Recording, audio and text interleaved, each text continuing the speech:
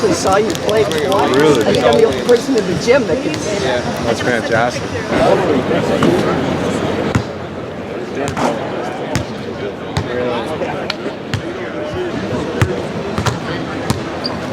There it is. That's all I needed.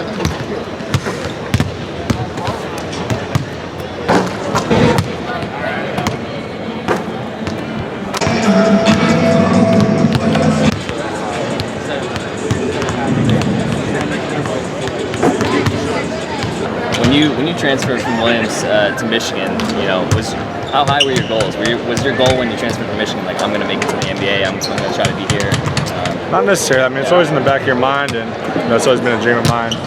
That goes to every little kid that loves basketball. So I just try to be present in where I was, and whether it was at Williams or at Michigan, just try to make the most of every opportunity and maximize every day, and just try to be the best version of myself as a player and a person. And I've been fortunate enough to have some things break my way, and obviously, I'm coming to this point without some work on my end too. So I'm just thankful for every opportunity. Yeah, and I know you had a good relationship with Coach Maker. He helped you set you up with Coach Beeline. Do you think if Maker would have stayed there, things would have been different? Or I would have stayed at Williams for sure.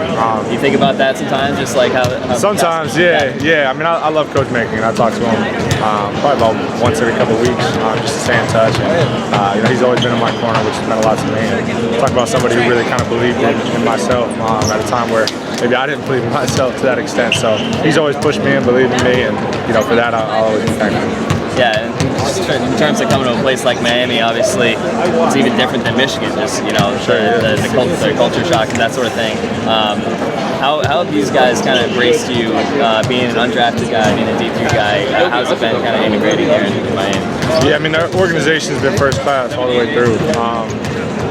They really preach culture, and that's one thing where I really felt like I could fit in. And just they have a bunch of guys that just want to show up and work every day, and guys with chips on their shoulders. And I felt like I fit in that respect. And I just try to make the most of all my opportunities and step up when my numbers call. Does Williams kind of come up across your travels as you're going through the NBA? You have your friends still following? Yeah, for sure. Yeah. The cool thing is when I'm traveling different cities, there's Williams people everywhere. So I try to touch base with guys. Maybe grab dinner night before games and stuff like that. So just last week I was grabbing dinner with a former teammate of mine. So I still stay in touch with a lot of those people. And Williams is obviously a very special place to me, and always will be. And then in the locker room, does that come up like you're like the D3 guy and like kind of like the reputation, or is that not really? Just kind of accept you for? Oh yeah, not really. I'll get it every now and then, but mostly it's just people that know Williams and know how special the place it is that reach out and want to touch base on that end. Gotcha. And then this past few games, you kind of really established yourself as a starter. What do you think kind of the biggest transition you made from last year, playing in summer league, getting started on from the end of the year, and coming into this year? What's like kind of the biggest thing you improved on in the offseason? Just development across the board. Physically, I put on about 10, 15 pounds this summer, which is big for me, and just being more and more comfortable. And I knew that would come with opportunity. The more opportunity you get, the more comfortable you get. So it's been great, and probably the best part about it is the staff and my teammates have been behind me all the way and really encouraging me. So that's been special for sure. Last question: growing up around here, did you ever think of playing in the Garden when you were a kid? That sort of thing? Certainly dreamed of it, but this is obviously a special place. I've watched a handful of games here. Been fortunate enough to come here. Watch Celtics play, but it's pretty cool to be on the floor, competing tonight. All right, that's sure. I really just never seen somebody with as pure of a shot as him. Yeah. To be honest, I play with a lot of good shooters, but just the purity of it, the smoothness, the flow to it. I mean, he's 6'8". He really just probably the best shooter I ever played with. I mean, it was just a matter of building his confidence, really. It happens. It happened with me as well. You got to get to the point where you know you belong in the league, and you just go out there and you play your game, play with confidence. So I saw it last year. You saw glimpses of it last year, but this year his confidence is on a whole nother level, and I told him before, he's the best shooter I probably play with. Pretty special, so should be fun. You were here last year, but you weren't live. How different does this feel? A lot different. It's pretty cool being able to just be in the building last year, but I'm excited that hopefully contribute to Miami Heat win tonight. So should be pretty special, and then hope to spend some time with some family afterwards too. They say that for young players, it's so important to find a team that's the right fit. You could have gone somewhere else and maybe you wouldn't have got this opportunity. Just how much does the fit come in here? I think it's huge. Situation can be everything, and I really feel good about this organization, and they've been great with me, just the support that they've given to me, and all the way through the front office, coaching staff, my teammates. So it's been pretty special. Just trying to make the most of it and try to get it rolling. Like kind of make a reputation coming in the league, express him to pride yourself on kind of. Yeah, I mean for sure. I have a certain confidence in myself, absolutely. But I think the biggest thing is I really feel the support of this group, and my teammates, and my coaching staff. And sometimes I feel like I can never shoot enough to them. They always encourage me to shoot more and be more and more aggressive. So I just try to listen to them and believe in my ability. I was with the Boston Celtics as the Director of Player Development from 2005 to 2008. In that final year, we were 66-16 and the 2008 NBA champions. I learned about Duncan Robinson from a player I had named Chris Braley and another player named Harry Rafferty. Both were at Exeter, and Duncan wound up doing his post-grad year at Exeter as I had years before.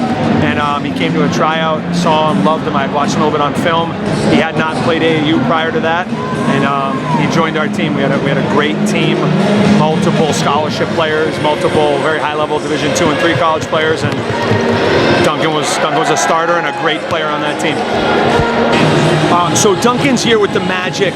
He was about 6'6 and a half, 170. He was not the size that he is now. He was an excellent shooter. He battled a little bit of a back injury.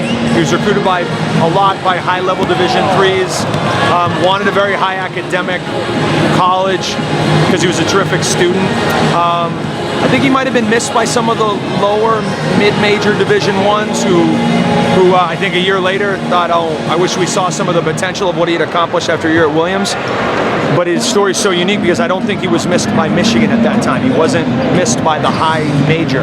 And I think that's one of the cool parts that makes it so unique. His year at Williams and what he and that team were able to accomplish with Coach Maker really helped propel him to that. And he grew a half an inch and continued to get stronger. And then when he went to Michigan, he grew even more and changed as a physical player. So I think that's what made his higher level recruitment come along a little more slowly, although I always think Williams is pretty high level recruitment. So yeah, I now had the opportunity within the Middlesex Magic program to coach two guys in the NBA on the first and second place teams in the East respectively. You got Pat Connaughton with the Milwaukee Bucks and of course Duncan. They're similar in that their work ethic are just top notch, and they work out together in the summer when both are here, and when I had a chance to get them working together when Pat was with the Trailblazers and Duncan at Michigan, and I think they push each other a lot as players. Both guards, small forwards. Their games have some similarities but some differences. Both are playing really well. Pat's in his fifth year, Duncan obviously in his second year, but a lot of pride for me to be watching on League Pass all the time and see a couple of guys I'm really close with that have just worked so hard to take their talents to the highest level. Pick one. Biggest highlight for you as a player at Williams. National championship or beating Holy Cross? Beating Holy Cross was spectacular, but nothing comes close to winning the national title. That's number one for sure. So was that shot? Did he always have that shot coming? I mean, I know young kids like always a beautiful shooter. Should be in the dictionary. It's that pretty. He was 6'6", 180, 175, and the biggest thing I would say about Duncan is always a hard worker, remarkably hard, but his confidence is just still growing and growing now. And I think he's the most confident he's ever been, and he needed to kind of realize he was the man, and he never really had that role, and such a humble and unselfish kid that realizing that took him some time, and I do think his year at Williams was really big for that. His year at the Exeter was big for that. And on our team, I think it was big for him too. Yeah, and then like you talk about realizing your potential going from Williams to Michigan, going to D1, and now it's just like realizing like I can be kind of the best I can be, and then from there, same thing with the Heat, like all right, this guy's really kind of thing. Well, I think so. I mean, I think his story, I always tell him, just keep writing more chapters. I mean, he, a lot of doubters all the time. You can't go from D3 to high D1. And he had, what a great redshirt year, put on 20 pounds, got so strong, and then he led the Big Ten in shooting as a redshirt sophomore. I think after that point, you don't need to ask any more questions about if you belong. And then it's just the journey of grinding and, you can't make the NBA, who's he going to guard? And he just has kept it going and kept it going because he works relentlessly. Lots of young players on this Heat lineup. We'll tell you about them as the evening goes by. Kendrick Dunn and Duncan Robinson on the backcourt. Butler, Adebayo.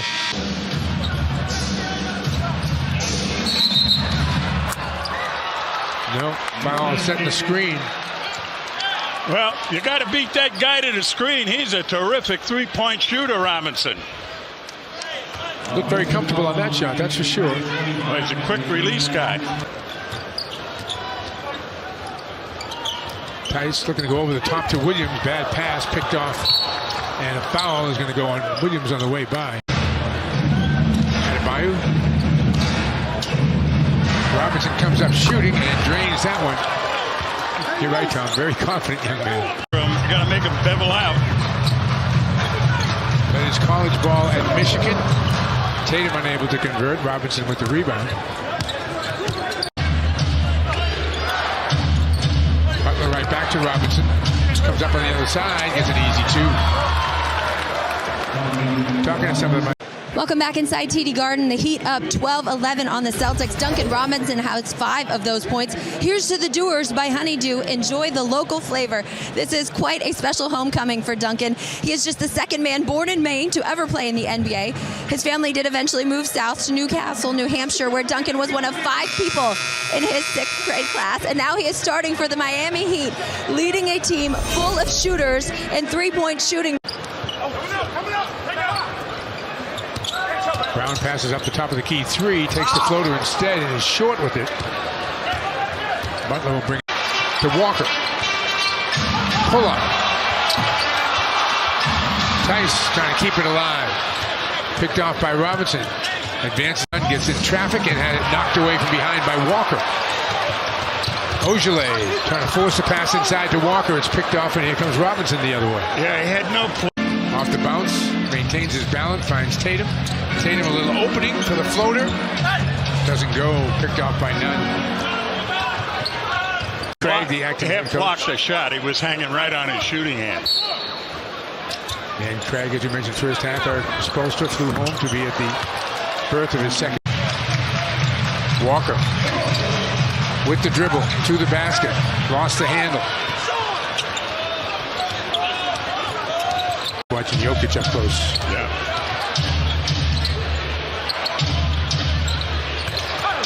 Robinson sneaks free for 2.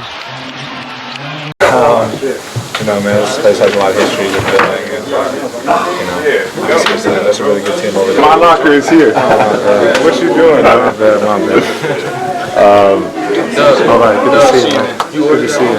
From when you were here last year and you're, first year NBA player and playing in the Garden to where you are now, starting and all the improvement that you made in the last year, can you just reflect a little bit on where you think you've come as a basketball player and the opportunity that you're getting now?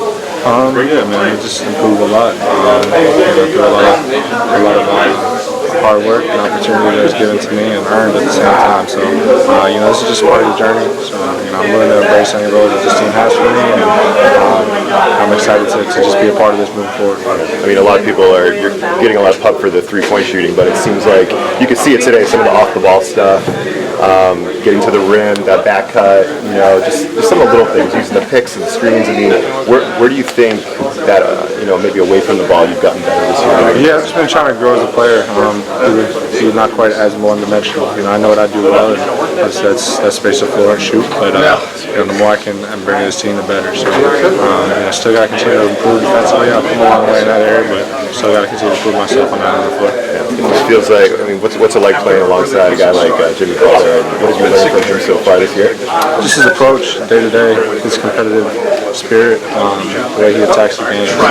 He's helped me a lot. He's held me accountable a lot, and I learned a lot from him. So I'm excited to continue to be his teammate. Are you learning at all a little bit about back-to-backs in the NBA? Is that a real thing? That's got to be an adjustment coming up to this level? Oh yeah, I went through them last year in the G League as well. And, obviously, I was up here for some time last year as well. So they're definitely a grind, but at the same time, man, this coach is all about no excuses. So we're not explaining anything away. We got to be better. We know that. We talk about that. So we got to address it moving forward. But tonight we just ran into a team that just executed a little bit better than us.